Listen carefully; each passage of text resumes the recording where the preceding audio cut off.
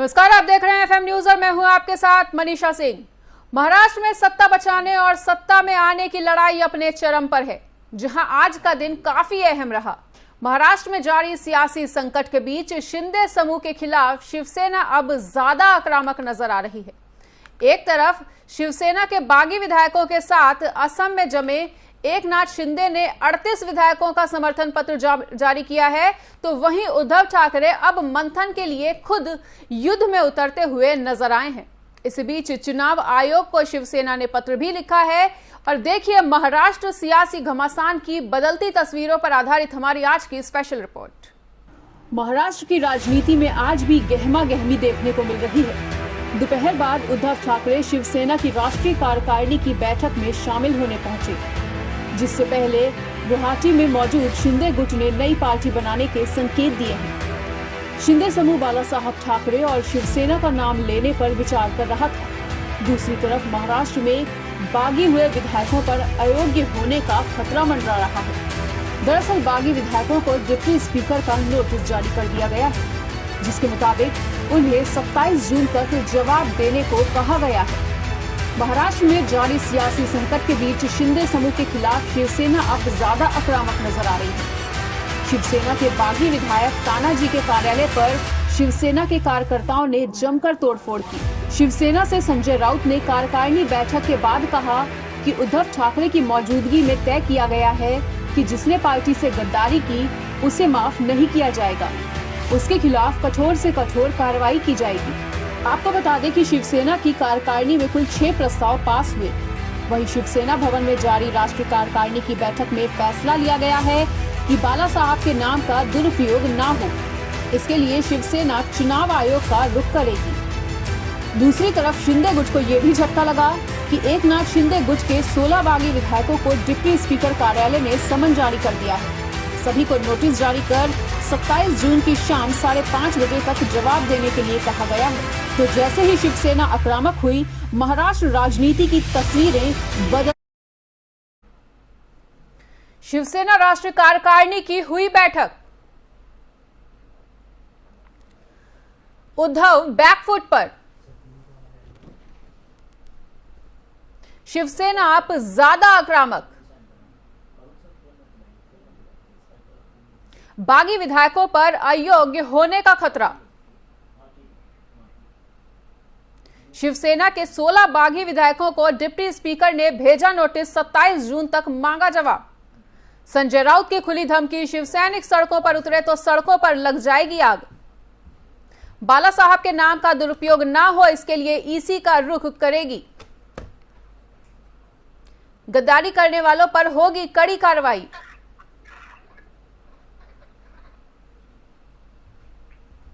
बागी विधायकों को जारी हुआ नोटिस, चुनाव आयोग को लिखी गई चिट्ठी। उद्धव ठाकरे के नेतृत्व पर भरोसा, शिवसेना बाला साहब का था और रहेगा। मराठी अस्मिता और हिंदुत्व पर कायम।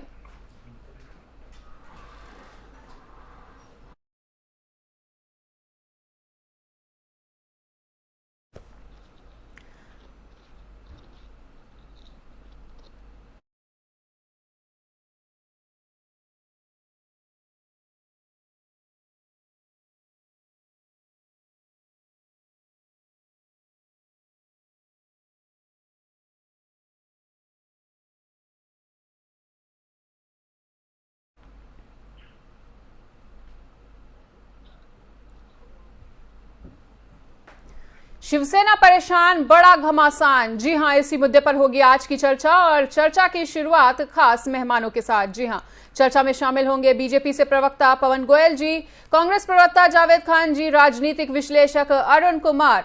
तो तमाम मेहमानों का बहुत बहुत स्वागत है। और जैसा कि तमाम मेहमान हमारे साथ जुड़ चुके हैं, तो बीजेपी से हमारा जो पहला सवाल है वो यही है कि जिस तरह से आज शिंदे गुट अगर पूरी तरह से तैयार होता है, तो क्या बीजेपी भी तैयार होगी महाराष्ट्र में अपनी सरकार बनाने के लिए?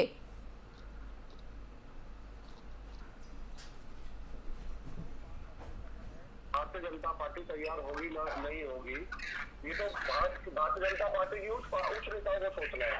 पहले बात करते हैं इस बात की कि शिवसेना में कलेश क्यों हो रहा है। अगर आप शिवसेना को ध्यान से देखेंगे, एनसीपी, कांग्रेस, शिवसेना तीनों मिलकर महाराष्ट्र को नहीं संभाल पा रही है, महाराष्ट्र की राजनीति ढंग से नहीं कर पा रही है।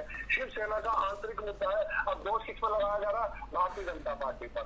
एक कभी ये नहीं कहा गया कि भारतीय जनता पार्टी के एमएलए हमारी पार्टी में आ गए, छूटते क्या कर दिया, सारे पार्टी के विधायक भारतीय जनता पार्टी खरीद रही है। किसी के पास कोई प्रूफ नहीं है, चौकीदार चोर नहीं है, लेकिन फिर भी भाजपा को बदनाम किया जा रहा है। भाजपा का कहना बिल्कुल क्लियर है, भाजपा अपने वादे पे बिल्कुल खड़ी है। अगर भाजपा को सरकार चलाने का मौका दिया जाएगा तो हिंदुत्व को और महाराष्ट्र को सही तरीके से जनता के सामने रखा जाएगा। ये कुत्ते बिल्ली की लड़ाई नहीं चलेगी यहाँ पर।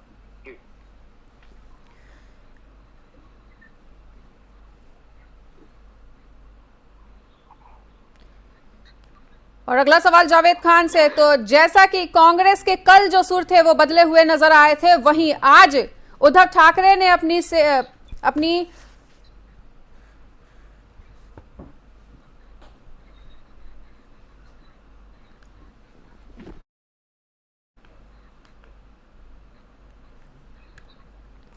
तो जैसा कि कांग्रेस ने कल ये साफ कर दिया था और कांग्रेस की तरफ से और संजय राउत जी की तरफ से बहुत से सवाल उठाए जा रहे थे, वहीं अब उद्धव ठाकरे ने आज अपनी बैठक में ये साफ कर दिया है कि अघाड़ी के साथ गठबंधन नहीं टूटेगा और एनसीपी के साथ गठबंधन नहीं टूटेगा। जावेद जी,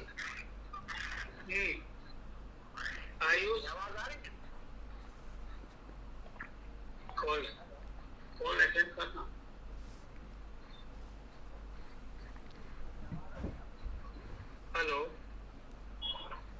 जी जावेद जी, क्या आप हमें सुन पा रहे हैं? हाँ, आवाज आई? क्या मुझे सुन पा रहे हैं? जी बिल्कुल सुन पा रहे हैं। और जावेद जी, जैसा कि कल संजय राउत जी के जो सुर थे वो बदले हुए नजर आए थे, वहीं आज उद्धव ठाकरे जी का कहना है कि महागठबंधन विकास का एनसीपी के साथ गठबंधन किसी भी दशा में नहीं टूटेगा। क्या कुछ राय है? देखिए, आज का जो समय चल रहा है ये अब वो पहले वाली राजनीति नहीं रही। अब संभावनाओं का खेल बन गई है राजनीति। कल कौन इधर किस पाले में चला जाएगा और क्या किसका स्टेटमेंट आ जाएगा, अब ये तो निर्धारित करना और बताना ही जो है बेमानी हो गया है। सवाल यहाँ पर ये होता है कि जो जनता जो अपना प्रतिनिधि चुनती है विधायकों को, क्या ये बहुत खराब स्थिति नहीं कि वो विधायक जो है जनता की उम्मीदों के विपरीत दूसरे दलों में जाकर के शामिल होने के लिए हाईजैक हो जाते हैं, छिप जाते हैं, दूसरे प्रदेशों में चले जाते हैं, दूसरे होटलों में छिपे रहते हैं। बिल्कुल। क्या वो अपने अधिकारों का अतिक्रमण नहीं कर रहे हैं? क्या जनता के साथ अन्याय नहीं कर रहे हैं? जी। जनता एक अपनी सोच, जो जनता इस पार्टी की सोच से बिलोंग करती है, उसको अपना प्रतिनिधि बनाती है और प्रतिनिधि क्या करके बिक जाता है या भाग जाता है। तो ये कहीं न कहीं जनता के साथ जो है गलत हो रहा है। और इस प्रैक्टिस को मैं माननीय प्रधानमंत्री जी से भी निवेदन करूंगा, राष्ट्रपति जी से भी निवेदन करूंगा आपके चैनल के माध्यम से, इस प्रैक्टिस को बंद कर देना चाहिए। जो किस दल से चुनाव लड़े उसी दल में रहना चाहिए, या उस दल को छोड़ दे, या आप जनता के अधिकारों का अतिक्रमण कर रहे हैं। क्या जनता ने इसीलिए आपको चुना था कि आप जो है कभी इस पार्टी में रहे, कभी इस पार्टी में, 2 साल किसी और को पार्टी में रहे और 2 साल किसी और पार्टी में, 1 साल किसी और पार्टी में? ये बिल्कुल रॉन्ग प्रैक्टिस और इस प्रैक्टिस को बंद होना चाहिए। जी बिल्कुल। तो जावेद जी, आपका कहना है कि जैसा कि उद्धव ठाकरे ने ये साफ किया है कि वो एनसीपी के साथ नहीं गठबंधन तोड़ेंगे, तो आपकी पार्टी किस दिशा में आगे बढ़ना चाह रही है? हमारी पार्टी पहले भी थी, हमारी पार्टी उसी दिशा में उन्हीं लोगों के साथ खड़ी है जो दिशा, जो रोजगार की बात करें, जो भाईचारे की बात करें, जो इस मुल्क में जो है तरक्की की बात करें और जो आपके सहभाव की बात करें। जो लोग तोड़फोड़ की राजनीति रखते हैं, जो लोग तुष्टिकरण की राजनीति रखते हैं, उनके साथ हम कभी भी खड़े नहीं रहेंगे। हम तो सियासत पाना हमारी पार्टी का मकसद नहीं। हमारी पार्टी का मकसद है देश सही दिशा में सही तरीके से चलना चाहिए। सबको बराबर का हक है, जीने का अधिकार है, शिक्षा का अधिकार है, पेट भरने का अधिकार है। कुछ अधिकार की पूर्ति होनी चाहिए, किसी के अधिकारों का अतिक्रमण नहीं होना चाहिए।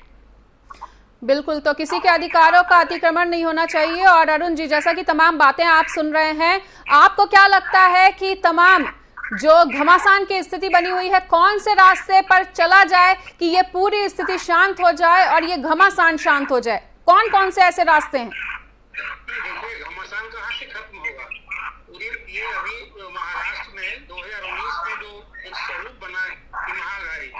सत्ता के लिए बना था, सिर्फ सत्ता के लिए। शिवसेना और कांग्रेस दो दो दिशा वाली पार्टी थी और शिवसेना से सत्ता के लिए दोस्ती की। एनसीपी, ये तीनों दलों का जो महागठबंधन आघाड़ी बना, ये सत्ता के लिए बना था। तो आज तो सत्ता की जो स्थिति है, जो शिवसेना में बगावत शुरू हुई, वो ये है कि हमको भाजपा से दोस्ती करनी चाहिए। इन दोनों से दोस्ती के कारण, कांग्रेस और एनसीपी से दोस्ती के कारण जो शिवसेना रास्ते से भटक गई है, ऐसा बागियों का कहना है। और संख्या बल के हिसाब से तो मैं मानता हूँ कि उद्धव ठाकरे जी हार चुके हैं। अभी गेम जो अभी शुरू हुआ है, शिवसेना के 16 विधायकों को जो नोटिस दी गई है जी, पार्टी की ओर से, उनकी सदस्यता समाप्त करने की डिप्टी स्पीकर से अर्जी दी गई है। 27 तारीख को नोटिस जारी हो गई है। अभी जो गेम शुरू हुआ है, सत्ता से जो 6 दिनों से ये सब कुछ चल रहा है, उसमें शिवसेना तो टुकड़े टुकड़े हो चुकी है। अब वो बागी विधायक थोड़े ही उद्धव ठाकरे का नेतृत्व स्वीकार करने जा रहे हैं।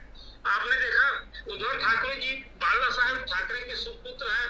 अब वो उनकी विरासत संभालेंगे, लेकिन राजनीतिक विरासत जिस ढंग से बाला साहब के नाम से पार्टी और गुट बनाने की बात हो गई है, तब तो ये बहुत अब शांति कहाँ से होगी, एकजुटता कहाँ से होगी, उससे बहुत दूर बात जा चुकी है। अब ये उद्धव ठाकरे की सरकार रहेगी, राष्ट्रपति शासन होगा या बागी गुट मिलकर भाजपा की सरकार बनेगी, अब तो आगे की बात ये होनी है। और इस स्थिति में अब तो दिलचस्प होगा कि सोमवार को डिप्टी स्पीकर क्या फैसला लेते हैं। डिप्टी स्पीकर एनसीपी के हैं, वो एनसीपी की दृष्टि है वो महाकाली पार्टी के साथ है। अब वो फैसला जो लेता है, 40 विधायक एनसीपी अभी शिवसेना के अलग हो चुके हैं, संख्या बल में 12 निर्दलीय साथ हैं। एकनाथ शिंदे तो जीत चुके हैं कि नंबर गेम में वो जीत चुके हैं, और पार्टी किसके हाथ में रहेगी, एक सवाल आप और निशान की जो बात है शिवसेना की पार्टी का सिंबल, तो आपने देखा कि लोजपा रामविलास पासवान इधर के बाद जो चाचा भट्टी में जगह उसका क्या हाथ होगा, पार्टी का सिंबल ठीक है तो चुनाव आयोग को पता है। लेकिन बात सही है कि सेना के जो विधायक बागी हो गए हैं और सरकार की अस्थिर प्रक्रिया राजनीतिक 6 दिनों से महाराष्ट्र में जो स्थिति है, सरकार क्या कर रही है, शासन क्या कर रहा है, पूरा ये सत्ता का संघर्ष जो हो रहा है कि पूरे महाराष्ट्र जैसे प्रदेश महत्वपूर्ण प्रदेश है देश का, आज वहाँ जरिए सियासी संकट के कारण, राजनीतिक संकट के कारण एक दिशाहीनता की स्थिति हो। बिल्कुल। और राज्य का मुख्यमंत्री जो मुख्यमंत्री आवास छोड़ के एक स्पष्ट संदेश है कि उद्धव ठाकरे ने जब मान लिया कि वो अब मुख्यमंत्री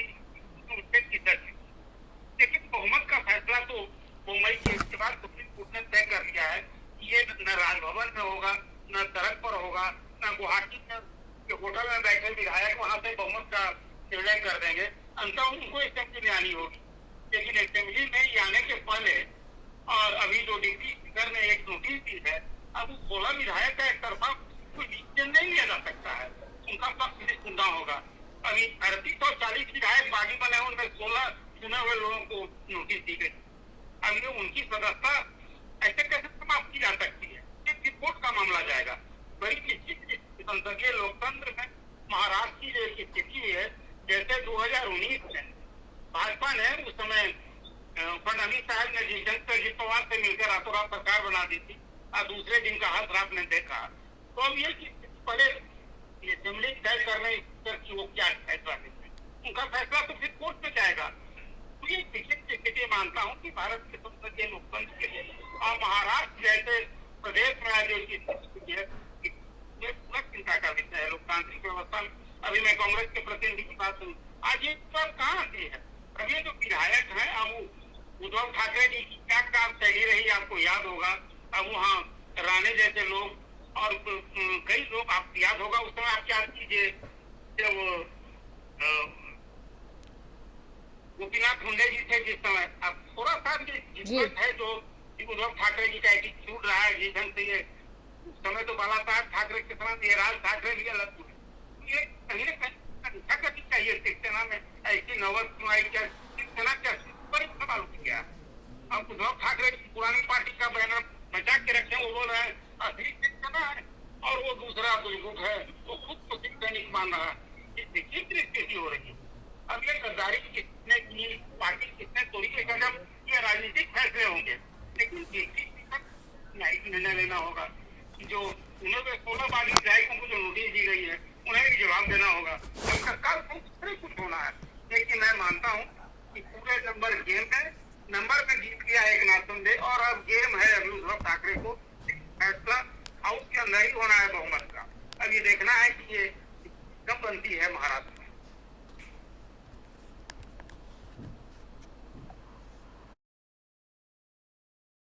बिल्कुल, और इस मुद्दे पर हमसे चर्चा करने के लिए आगे हमारे साथ संजय श्रीवास्तव भी जुड़ चुके हैं, संजय द्विवेदी जी भी जुड़ चुके हैं शिवसेना से। और संजय जी, जिस तरह की घमासान की स्थिति देखने को मिल रही है, तो किसे समझा जाए शिवसेना, असली शिवसेना, और आज की तारीख में शिवसेना का क्या अस्तित्व है, क्या कुछ कहना है? और स्पष्ट में बात बता दूंगा आपसे जी, असली शिवसेना किसको समझा जाए। ये भाजपा जो प्रोपेगेंडा करती है ना जी, ये पूरा माहौल में शुरू हो जाता है। अरे असली शिवसेना माने वो लोग सब ही है ना जी। जब राज ठाकरे अपनी शिवसेना नहीं बना पाए, माननीय राज ठाकरे जिनका मैं सम्मान करता हूँ, वो असली शिवसेना नहीं बना पाए। वो तो 12 साल के आपके भाई लड़के हैं, वो नहीं बना पाए। शिंदे कौन है भाई? शिंदे कौन है? शिंदे कौन है भाई? विधायक है, कोई मात्र छोटे से विधायक जो रिक्शा चलाते थे कभी जिंदगी में, जो आज विधायक बन गए, मंत्री बन गए। तो ये क्या शिवसेना को दे सकते हैं धमकी? नहीं दे सकते हैं। मैं यही कह रहा हूँ आपसे, शिवसेना को बदल नहीं सकते हैं। ये माननीय संजय राउत सही बात कही है। अगर आप पार्टी बनाइए, 33 विधायक ले जाओ, पार्टी बना लो, अपने बाप के नाम से चुनाव लड़ो। शिवसेना भारत साहब के नाम से चुनाव लड़ो, जरूरत नहीं है। असली शिवसेना मैडम उद्धव ठाकरे की है, माननीय मुख्यमंत्री है, मुख्यमंत्री रहेंगे। आने वाले दिनों आप देखिएगा कि एक दो विधायक के साथ एक कंपनी से बाहर हो जाएंगे। अब आइए दूसरी बात पे। अब दूसरी बात पे आइए, भारतीय जनता पार्टी का रुख देख रही है, भारतीय जनता पार्टी रुख देख रही है। बिल्कुल संजय जी, क्या आप हमें जी बोलने के मूड में नहीं है, तो सिर्फ पेटेंट बात कर रही। क्यों कर रही मालूम है आपको? जी, देवल भगा की फिर गलती हो गई। बिल्कुल। उत्तराखंड में, कर्नाटक,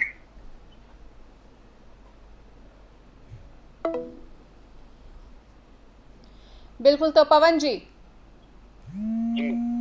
जैसा कि अभी संजय जी ने बोला कि जो ये पूरा प्रोपेगेंडा है वो बीजेपी के द्वारा क्रिएट किया गया है और अब इस पर बीजेपी कुछ भी बोलने के मूड में नहीं है, आपका क्या स्टैंड है? भारतीय जनता पार्टी का बिल्कुल क्लियर स्टैंड है। सवाल पूछना चाहिए शिवसेना से सवाल क्यों नहीं पूछा जा रहा? अगर आप ध्यान से देखेंगे तो 75% शिवसेना गुवाहाटी के अंदर बैठी हुई है। शिवसेना में कभी ये नहीं समझा गया, शिवसेना नाम की पार्टी रह गई है, लेकिन चलती किन की है? एनसीपी की। चलती किसकी है? कांग्रेस की। जब 3 बैसाखी के ऊपर मुख्यमंत्री बैठे होंगे, शिवसेना के खुद के विधायकों का ध्यान नहीं रखा जाएगा, तो शिवसेना के खुद के विधायक तो नाराज हुएंगे। उनके तो विधायकों का नाराज होना स्वाभाविक है। और सवाल किससे पूछा है? भारतीय जनता पार्टी से। भारतीय जनता पार्टी से सवाल मत पूछो। भारतीय जनता पार्टी नहीं टूट रही, शिवसेना बहुत बुरी तरीके से टूट रही है। शिवसेना वसित शिवसेना है, न कि शिवसेना वसित भाजपा है। साथ भाजपा को बीच में ला रहे हैं, भाजपा का कोई लेना देना नहीं है। टूट रहे हैं शिवसेना के विधायक, शिवसेना के संजय राउत शिवसेना को धमकी दे रहे हैं। उनकी भाषा का प्रयोग देखिए, आप उनको सड़कों पर उतर आएंगे, गोली से मार दिया जाएगा, आग जला दी जाएगी। क्या हालत हो रही है महाराष्ट्र के? 2.5 साल से महाराष्ट्र के विकास की बात नहीं हो रही, लेकिन शिवसेना में धमकियां दी जा रही है। इधर से धमकी शिवसेना दे रही है, उधर से उनके शिवसेना के विधायक गुवाहाटी में बैठकर ये अपील लगा रहे हैं कि हम शिवसेना के ही है। मामले को तोड़ मरोड़ के भाजपा के ऊपर लाया जा रहा है। भाजपा का कोई लेना देना नहीं है। शिवसेना है, शिवसेना वसित भाजपा नहीं है। शिवसेना के प्रवक्ता ये तो बता नहीं रहे कि शिवसेना को कैसे संभाला जाएगा। वो ये बार बार एक ही बात कह रहे हैं। 2.5 साल से आपके मुख्यमंत्री थे, 3 पार्टी महाराष्ट्र को संभाल रही थी। आपसे शिवसेना तो संभल नहीं रही है, आपसे एनसीपी संभल नहीं रही है, आपसे कांग्रेस संभल नहीं रही है, आपसे महाराष्ट्र संभल नहीं रहा है। भाजपा के ऊपर उंगली उठा रहे हैं। बात ऐसा है, आप लोगों में बस की राजनीति करना नहीं है, आपके बस की सिर्फ कुर्सी पर बैठकर मलाई खाना है। भारतीय जनता पार्टी को सरकार दो, वो जैसा देश चला रहे हैं वैसे महाराष्ट्र में चला के दिखा देंगे। भाजपा को बहुत अच्छा अनुभव है कि कैसे देश को एकजुट रखा जाता है, ना कि लड़ाई झगड़े किए जाते। आज शिवसेना ही शिवसेना के खिलाफ लड़ाई कर रही है। मनीषा जी, सवाल इनसे पूछा जाए, ना कि भाजपा से पूछा जाए। भाजपा के तो किसी तरह की कोई स्टेटमेंट नहीं दी है। असम के मुख्यमंत्री ने कहा भाजपा में जो भी आए उसका स्वागत है, उद्धव ठाकरे जी भी आए, उनका स्वागत है। शिवसेना भी, शिवसेना के कोई भी बड़े प्रवक्ता आए, स्वागत है। कांग्रेस एनसीपी आए, स्वागत है जी। बिल्कुल। तो जावेद जी, जैसा कि आपने पवन जी की बातों को सुना, पवन जी का कहना है कि शिवसेना का काम सारी पार्टियों के साथ गठबंधन करके सिर्फ कुर्सी पर बैठकर मलाई खाना है। आपकी क्या राय है? आप किस तरह से स्टैंड लेंगे?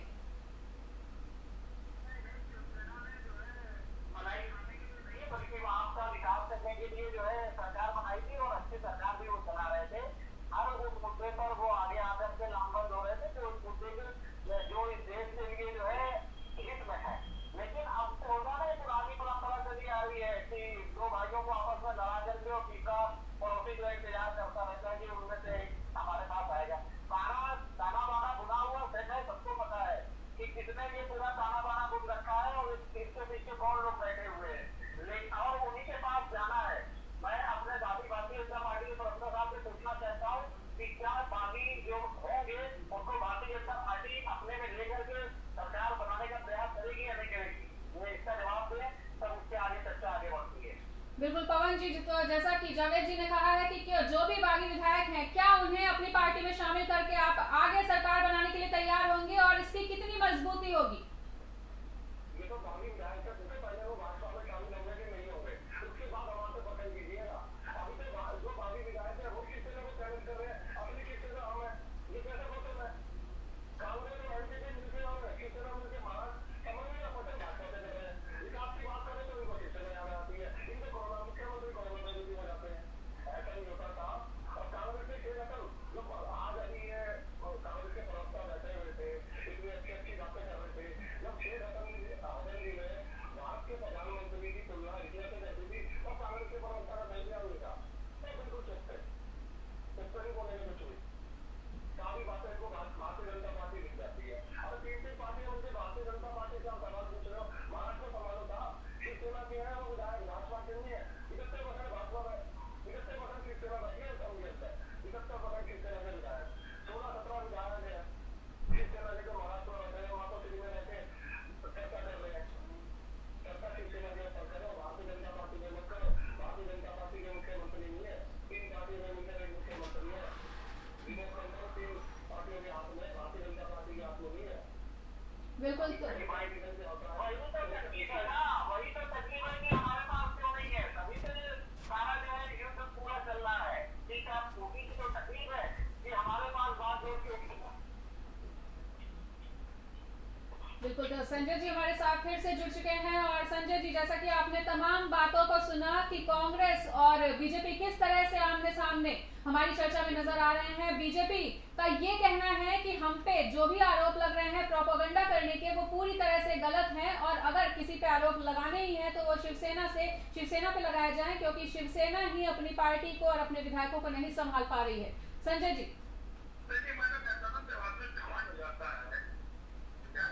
बीजेपी अंदर क्या है मालूम है आपको? ये भरना सब बन चुके हैं पंचायत में।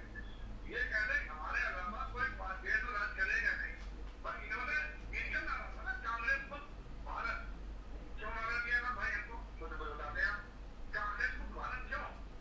ये जो नारा इन्होंने दिया, आप इसी से अंदाज लगा लीजिए। देखिए मार्केट का अंदाज लगा लीजिए, क्योंकि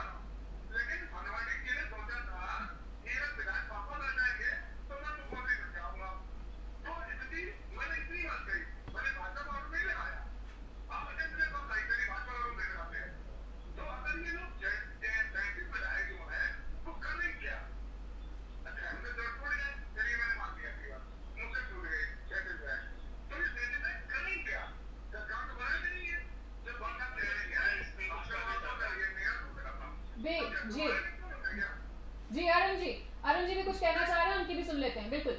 नहीं, देखिए अभी जो बता रहे हैं भाई साहब, वो इसमें आज का जो दल बदल विरोधक कानून है वो ऐसा नहीं है। अब सब स्पष्ट है कि कोई दल में जब की मान्यता तभी होगी जब 2/3 विधायक उठेंगे। आप एक अलग दल नहीं बना सकते हैं। एक उनको स्पीकर खुद की मान्यता देगा और वो अपना अस्तित्व अलग नहीं करके किसी दल में विलय करना होगा। इसलिए एक लाख कानून ऐसा नहीं कानून है। अभी देखिए कानून ये लोकसभा का स्पीकर लोकसभा के जो फैसला है मैं अभी नहीं मानता हूँ कि संसद का काम उसका फैसला करेगा। इसलिए कानून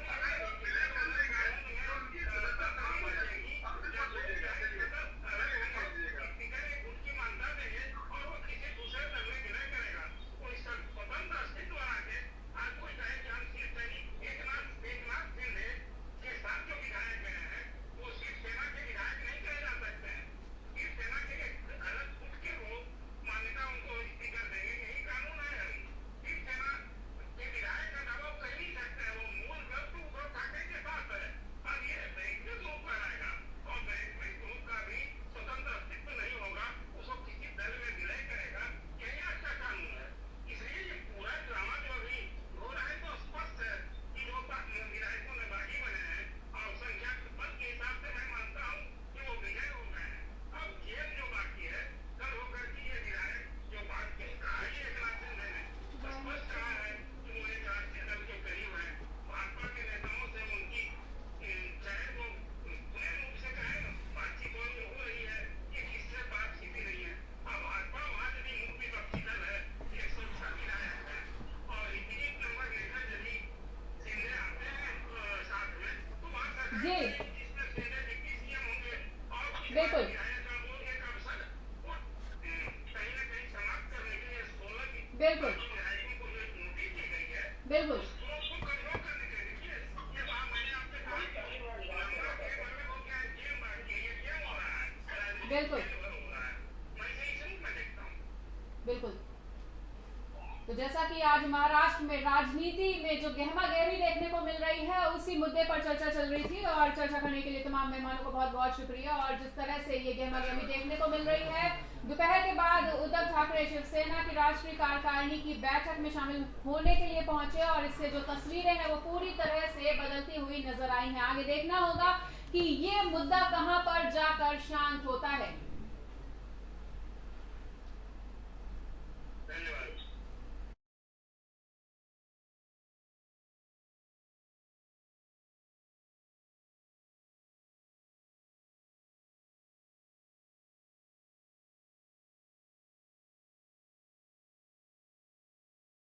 कांग्रेस और शिवसेना पर आरोप लगाया कि जो भी प्रोपेगेंडा है वो हमारे द्वारा नहीं फैलाया जा रहा है और अगर उन्हें संभाली है तो शिवसेना को संभालना चाहिए, ना कि बीजेपी पर आरोप प्रत्यारोप लगाना चाहिए। फिलहाल इस वक्त के इस चर्चा में इतना ही, पर तमाम बड़ी खबरों से जुड़े रहने के लिए देखते रहिए FM न्यूज।